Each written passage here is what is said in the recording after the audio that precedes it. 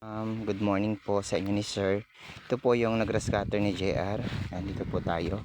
Ito po mama yung aking kakahagin. Yan, ito po. Ito po ang nag-grass cutter niya. So, kitang-kita naman po natin. Malinis na po dito. So, ayan. Ito po. Medyo hindi pa po ito nakakahag. Kaya ganito. Marami pa pong kalat-kalat. Sa mga puno po ng kalamansi, hindi pa na gagamasan. So ayan po, kita ninyo mga kalat na plastic. Doon naman po sa unahan doon ay akin naman pong nakaahag na.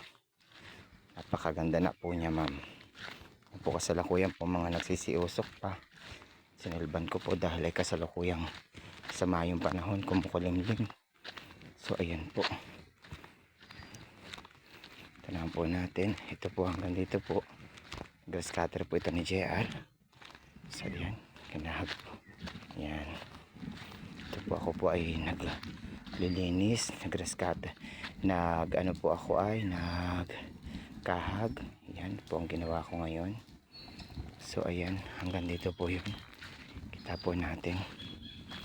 Pakaganda na po niyan tingnan.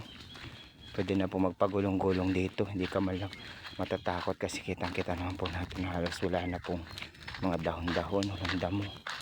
Yan o, napakaganda po. Ngayon.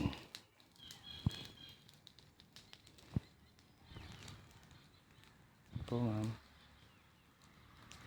Farm na po. Marami nga po dumadaan kanina, naririnig ko. Sabi, wow, ang ganda naman ng farm. Nakakatuwa po, ang sarap sa pakiramdam na maririnig mo na sasabihin nila na ang ganda ng farm. Kasi lagi po silang nakatingin dito. Kasi po, ayan. Titingnan naman po natin. Wala po dito. Ayan, makikita po natin. Kung dito ka nga naman po. Ayan, oh. Napakalinis po.